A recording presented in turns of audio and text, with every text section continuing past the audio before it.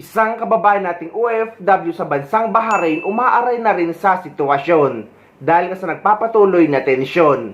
At posible pa siyang mawalan ng trabaho dahil talagang mahina na daw at wala nang pumapasok na customer sa restaurant kung saan siya nagtatrabaho dahil nga ito daw ay isang Iranian restaurant.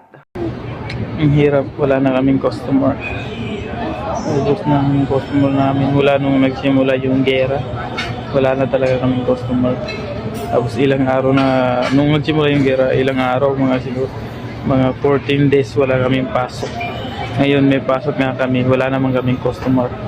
Kahit isang customer, wala kaming customer. Mula nung nagsimula yung gera. Ngayon makikita nyo dito sa konting ng restaurant namin, walang katao-tao.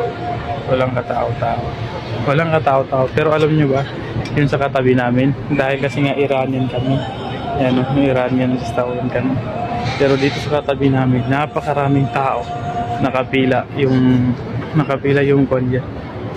yung customer sa kabilang restaurant, nakapila. Hindi kasi Actually, kahit nga dito sa United Arab Emirates, lahat ng may kinalaman o related sa Iran ay pinasara ng gobyerno ng United Arab Emirates.